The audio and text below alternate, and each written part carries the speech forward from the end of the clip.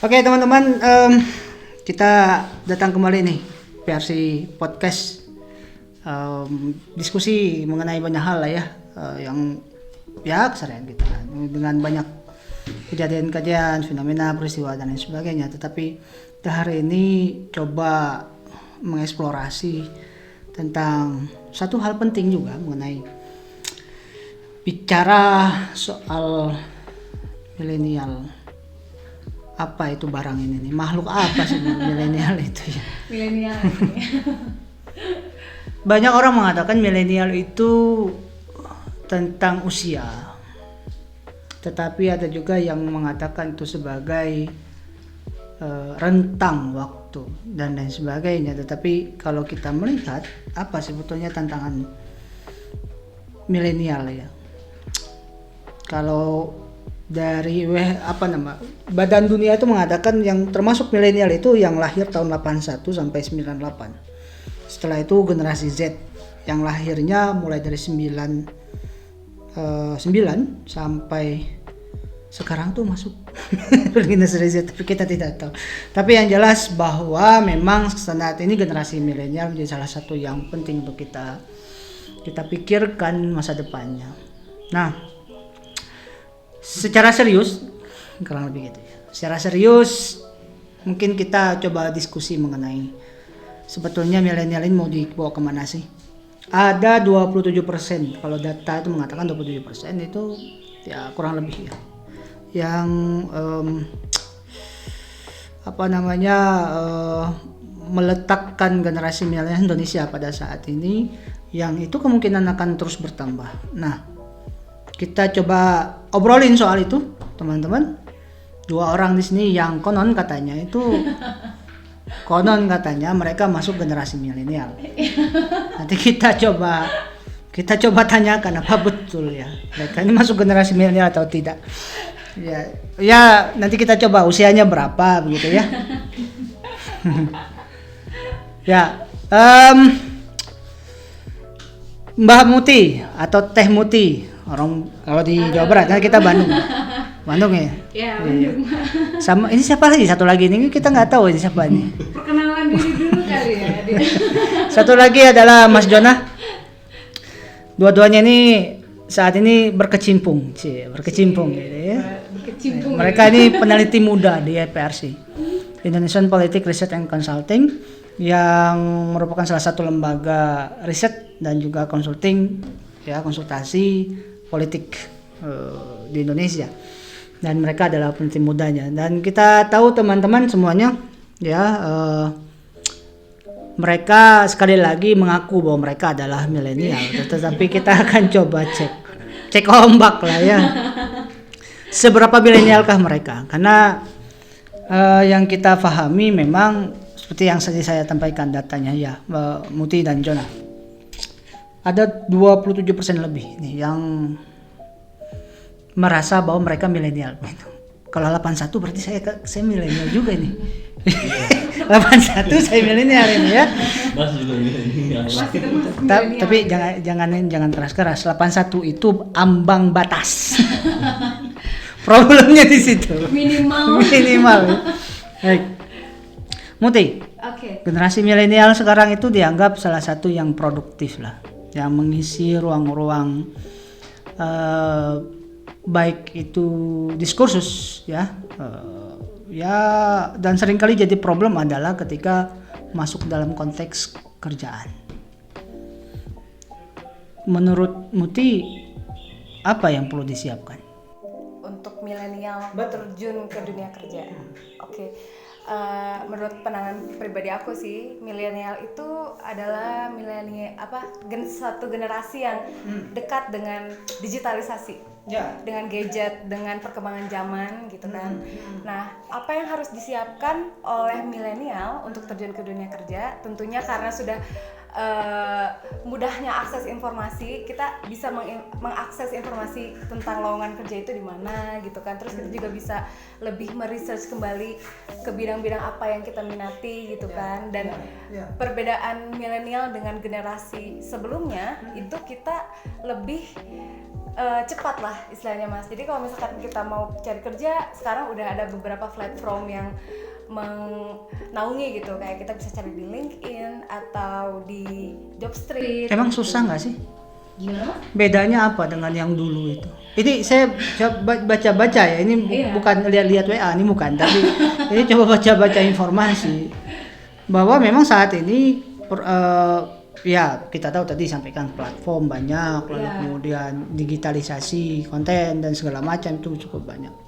Apa bedanya dengan yang dulu? Dulu memang ya zaman saya masih kecil ya, memang kecil gitu ya. Zaman saya masih dulu gitu ya, maksudnya itu ya memang kita tahu ya 90-an baru masuk yang namanya internet dan lain sebagainya. Jadi saya mengenal internet itu baru kuliah begitu, semester 1 itu baru saya ketahui soal internet itu apa dan segala macam. Nah sekarang kan sudah luar biasa. Apa yang memudahkan milenial untuk bisa masuk dalam ruang-ruang begitu? Terutama dalam sisi pekerjaan. Ya, kayak saya mau cerita dikit lah dulu. Ingat banget masa-masa waktu dulu aku SMP, terus tanteku udah cari-cari kerja gitu. Jadi dulu tuh tanteku sering beli koran. Nah, beli koran tuh di situ cari lowongan kerjanya gitu. Dia harus kayak cari-cari terus kirimnya lewat pos gitu kan untuk melamar pekerjaan itu. Mungkin bedanya sama kita sekarang. Iya, melamar pekerjaan ya. Melamar pekerjaan. Terus kapan dilamar? Dilamar siapa? Aduh, Mas, itu pertanyaannya bikin tegang ya. Baik, kita lanjutkan. Baik. Itu aja. Itu intermezzo yang serius. Yang serius. Ya, jadi perbedaannya dengan generasi milenial sekarang itu, kita lebih mudah mengakses informasi dengan kita sangat akrab dengan yang namanya LinkedIn atau Jobstreet. Jadi dengan kita diem di rumah terus kayak cari-cari kerjaan gitu, kita tinggal scroll dan cari bidang apa yang kita minati, terus udah ada di situ. Terus kita tinggal kirim email, CV kita dikirim via email, atau misalkan bisa, kadang ada yang instan banget pengennya lewat WA juga bisa gitu. Artinya itu efektif ya? Itu efektif? Iya, efektif. Hanya soal kompetisi saja?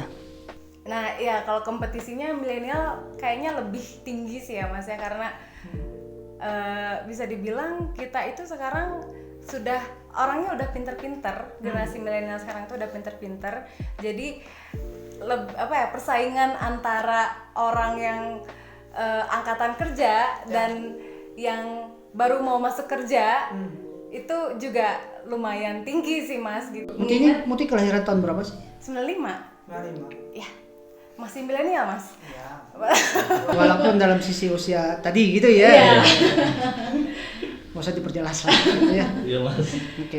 Gitu, jadi kalau dari saya sih kayak gitu sih Mas. Kalau kamu John gimana John? Ini kayak panggil aja John gitu ya. Biar ini ya. Emang kelahiran berapa sih John? Kalau aku 93 Mas. 93. Dan belum punya? Apa nih Mas? Maksudnya itu apa tadi ya. Kalau melamar sudah kemana-mana begitu kan? Melamar sudah kemana-mana. Ya, kalau buat aku sih Mas, seberapa milenial kah seorang Jona? milenial banget atuh. Secara umur kalau dari definisi kan Itu klaim sepihak. 8199 Mas. Saya 93 di tengah kan, jadi milenial banget. Itu maksudnya apa itu? Apa karena saya 81 begitu sudah diambang batas tadi gitu gimana? Iya, kalau ke topik Mas, kalau milenial sebenarnya punya tantangannya sendiri sih kalau di ruang kerja ya. Karena kan kalau kita lihat di ruang kerja hari ini yang menyerap banyak milenial dengan akses teknologi itu belum banyak. Hanya buat aku itu hanya agak berbeda mungkin dengan Teh Huti penyerapan. Dia juga 95 Mas, tapi dia manggil merasa dituakan. Itu kan supaya tetap mendapat tempat di generasi milenial kan seperti itu. Iya. Justru kalau kita bilang kan milenial sekarang ruang kerjanya banyak, bisa diakses dengan pemanfaatan kemajuan digitalisasi dan segala macam. Dan kita juga lihat banyak perusahaan-perusahaan yang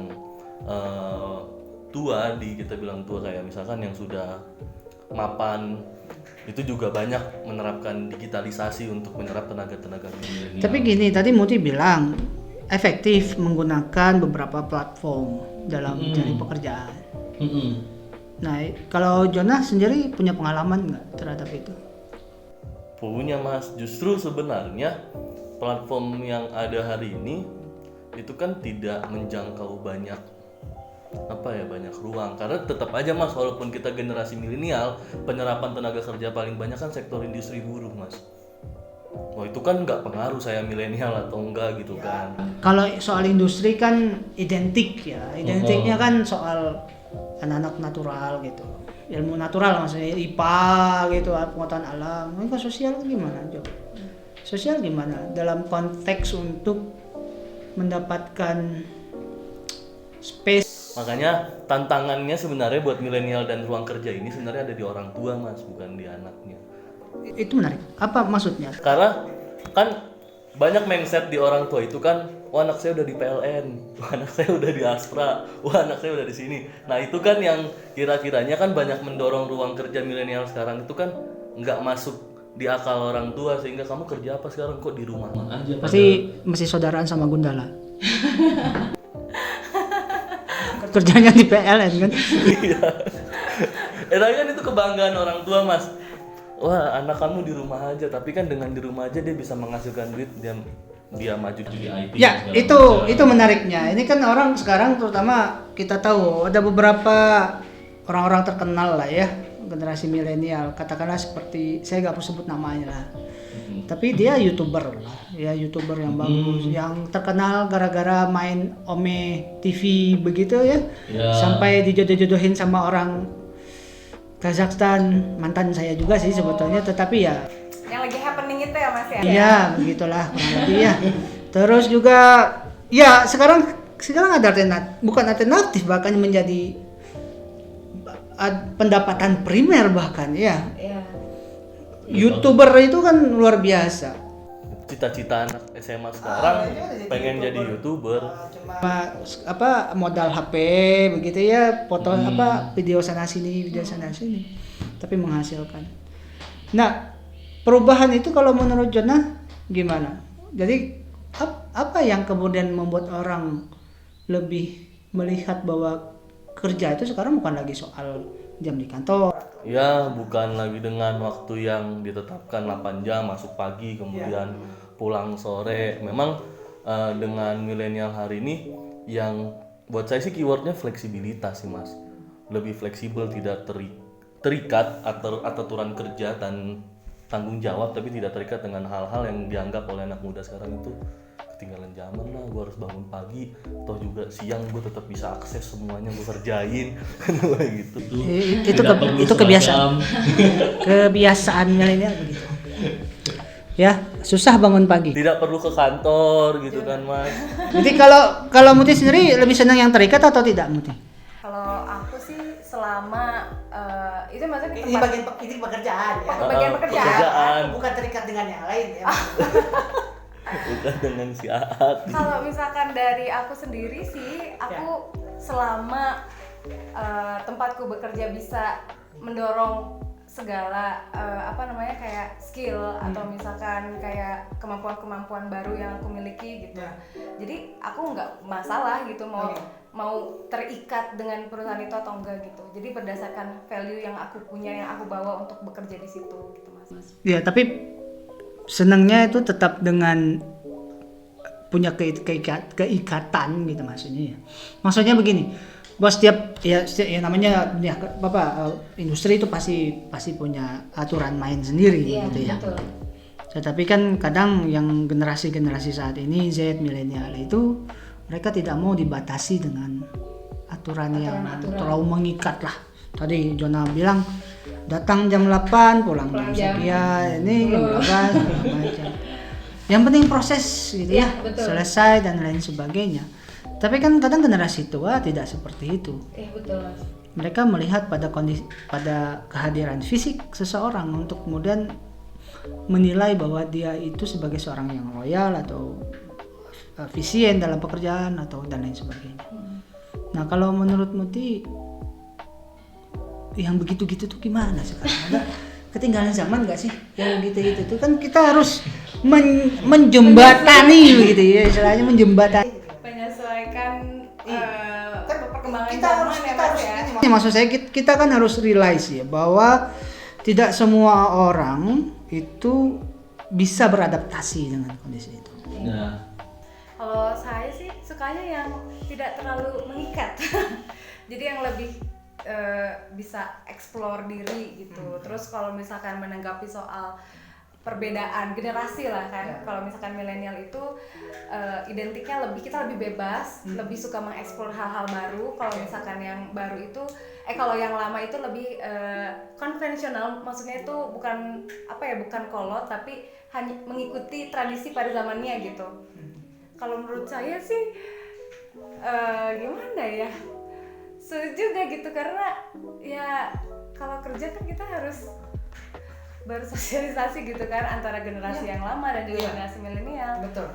Jadi pintar-pintarnya kita aja gitu sebagai generasi milenial untuk adaptasi gitu dengan value-value yang ada. Ini maksudnya itu yang adaptasi milenialnya atau generasi karena kan kondisi sekarang ini sudah dengan kemajuan teknologi, digitalisasi sana sini dan lain sebagainya.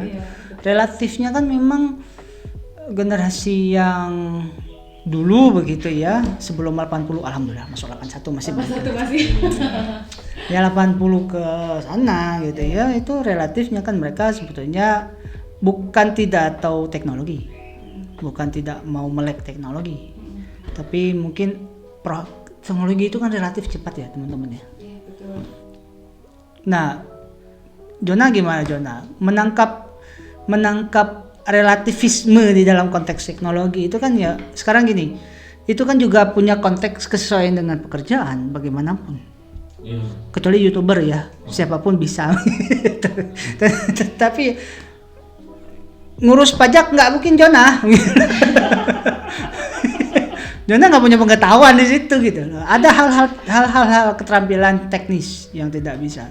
Nah kan di dalam teknologi itu ya teknologi itu kan hanya memudahkan. Dia alat tools aja. jadi kan apa ya Mas, yang menjadi topik penting itu kan efisiensi.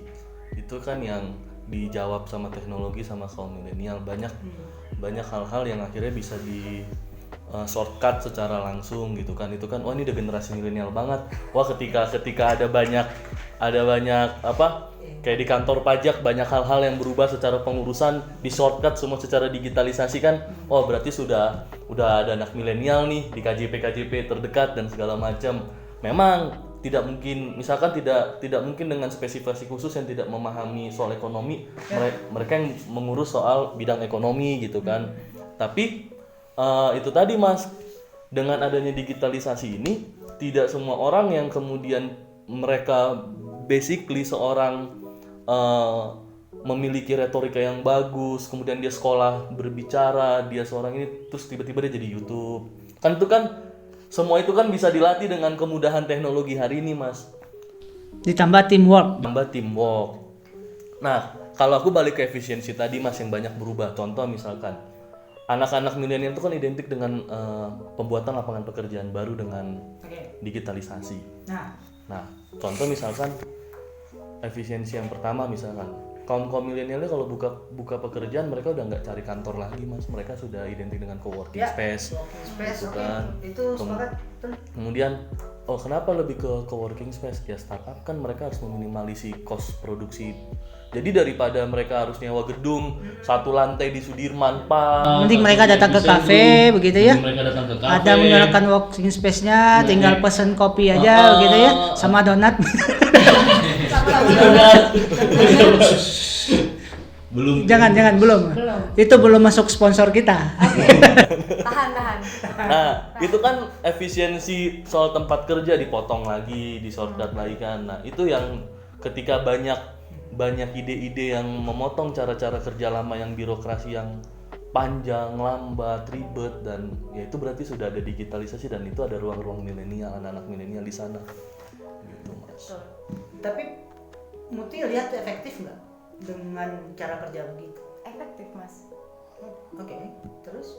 Apa yang Karena gimana ya? Ini membahas tadi yang Bang Jonah bilang sih, aku Iya. pengen mau menambahkan ini juga. masalah kerjaan bukan masalah hati kok. Kayak misalkan sekarang kan udah banyak generasi milenial yang menduduki posisi-posisi penting, entah itu di perusahaan atau misalkan mereka buat lapangan pekerjaan sendiri gitu. Nah, mereka itu membawa inovasi-inovasi baru sehingga kayak seakan memodernisasi perusahaan tersebut gitu. Jadi dengan adanya milenial di perusahaan-perusahaan yang dulu-dulu udah berdiri zaman dulu, itu juga sih membawa perubahan-perubahan atau perbaikan-perbaikan. Dan kalau kita bicara efektif atau enggak, efektif sih, karena ya kita milenial itu terkesan pekerja keras gitu. Mungkin karena masih tenaganya masih kuat, tapi ya Pekerja keras, pekerja keras gitu. tapi malas. Oh enggak lah. enggak. Itu tadi itu suruh bangun, susah bangun pagi. Nah ini mas, bangun pagi tuh nggak definisi malas, nggak definisi Itu rajin. time management ya. Nggak, itu pembelaan sih mas. Iya, itu kan kadang kan justifikasi. Iya. Betul, justifikasi. Karena ya orang kan selalu punya prinsip pagi itu sesuatu yang identik dengan disiplin, rajin dan lain sebagainya. Tetapi kan generasi sekarang nggak bisa begitu. Karena bisa jadi dia bangun paginya telat karena malamnya dipakai buat bekerja begitu kurang lebih. Nyiapin portofolio kerjaan. Begitu buat besok dan lain sebagainya kan kita tidak tahu. Tetapi itu menarik bagi saya karena hari ini kan memang kalau kita lihat sekali lagi teman-teman ya, ada harapan besar lah terhadap milenial hari ini gitu ya, ke depannya, karena konteks untuk bagaimana membuat generasi yang produktif itu kan menjadi salah satu concern tertinggi. Terakhir ini buat teman berdua nih, jadi kalau kita melihat bahwa dalam kontemplasi, kira-kira kontemplasi saat ini dengan kemajuan teknologi, platform dan lain sebagainya, kira-kira apa yang bisa dimanfaatkan dengan kondisi itu dan akan seberapa jauh kira-kira itu akan efektif untuk menjadi ruang baru bagi teman-teman milenial seperti kita. Seperti kita malah. Kayaknya Bang Jonah udah siap nih menjawab. Coba, muti dulu. Coba, tadi suka dulu dong. Jangan dong. Oke. Gimana? Menurutku teknologi itu adalah satu yang tidak akan putus ya Mas ya. Dia akan selalu berkembang, mengikuti perkembangan zaman. Jadi untuk kedepannya pasti hidup kita akan lebih mudah lagi gitu. Siapa tahu gitu ya di kehidupan yang selanjutnya maksudnya di in the future. Ini karma ini kebanyakan nonton ini deh kan. Film kungfu kayaknya. In the future kayak kita udah gak usah, misalkan kita gak usah input kerjaan lagi untuk face to face gitu. Kita bisa mencurahkan semuanya itu di online gitu untuk di hidup ya, untuk di in the future gitu. Jadi akan lebih mudah lagi dan akan selalu berkembang gitu. Nih, dalam 1-2 tahun ke depan apa kira-kira rencana Muti? Saya Selain dilamar tadi ya mungkin. Saya pengen jadi menteri sih. Gak mungkin ya 2 tahun lagi. Bisa. Duanya itu ditambah 0 belakang bisa 2 ditambah 0 belakang bisa. Rencana saya sih utopisnya saya 3 tahun ke depan mau jadi menteri sih Mas. Ini kadang ya Kita doain. ya kita doakan saja lah ya, mudah-mudahan yang terbaik. Tapi menteri harus punya pasangan dulu ya. Iya, gimana itu ya? Baik, kita lanjutkan. Oke, kita skip. Jangan sampai Jonah mencari kesempatan dalam kesempitan. Kalau Jonah gimana, Jon? Kalau aku mas ya, kalau teknologi itu dia itu kan kita sebut teknologi karena mampu menjawab persoalan dan memudahkan. Emang teknologi menjawab persoalan? Iya dong mas, perkembangan teknologi kan mempermudah kerjaan manusia. Ada juga yang enggak. Ngapain kita menggunakan teknologi nggak mempermudah kerja kita mas? Ya siapa tahu aja kan. Oh ini panas nih. Makanya kan Panas nih. makanya kan kita kan selalu update handphone. Wah, ada kemajuan-kemajuan di handphone ini yang akhirnya kerja kita lebih mudah, atau di laptop dan segala macam, ataupun di ruang-ruang digital yang lainnya gitu loh. Cuman kalau saya Mas, yang happening banget kan sebenarnya di milenial itu kan ya nambah satu poin Mas. Generasi sandwich itu kan yang jadi topik internasional tentang tantangan milenial. Kayak buat Mas Idil sekarang itu kan generasi sandwich itu yang menjadi, Maksudnya generasi sandwich itu yang sandwich kita tahu tuh kan, ada sosis, ada boba, terus campur-campur sama begitu kan ya. generasi sandwich itu kan milenial ketika dia sudah bekerja, dia harus bertanggung jawab sama keluarga, sama anak dan segala macam, dan dia juga bertanggung jawab sama yang ada di atasnya kayak orang tuanya dan segala macam, sehingga ketahanan ekonomi generasi milenial ini disebut ketahanan ekonomi generasi sandwich. Dia diapit atas sama bawah. Satu sisi dia kerja, dia harus tanggung jawab sama yang bawah, satu sisi dia juga harus tanggung jawab sama atas. Kayaknya kamu udah cocok deh ya John. Tahun 93 berarti usia sudah berapa John?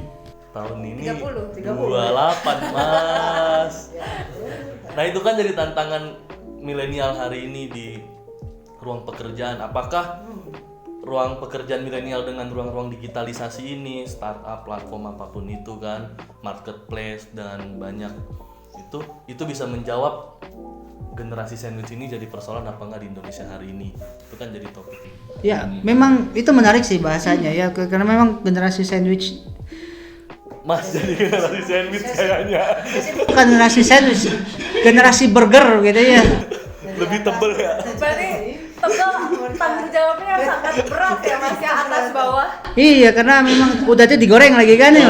Oke, jadi ya memang itu menjadi bahasan menarik juga karena entahlah apa yang kemudian merasukimu begitu ya, karena lebih ya tiba-tiba saja harus hari ini tantangannya bukan hanya soal bagaimana arah baru mengenai generasi milenial, tetapi juga bagaimana mengadaptasikan gitu ya, mengadaptasikan soal cara pandang dulu dengan kondisi sekarang. Nah itu kan ada upaya untuk menjembatani itu. Kalau generasi Z mungkin karena dia sudah selesai dari generasi milenial, kalau begitu ya, sudah selesai dari generasi milenial, lalu dia lebih banyak mengadopsi atau mengadaptasi dengan kemajuan teknologi dan lain sebagainya. Kalau milenial kan enggak ya. Oke, menarik. Oke, terima kasih ya teman-teman ya. Sekali lagi Jonah, Mutia, semoga rencana ke depan kita akan jauh lebih baik ya. Kita doakan sama-sama karena bagaimanapun usia kalian juga sudah mencukupi begitu. Untuk apa? Aduh, mencukupi untuk apa nih Mas? Kalau boleh dielaborasi. Teman-teman bisa interpretasi sendirilah ya. Iya, ini mumpung masih jomblo ya. Lo saya.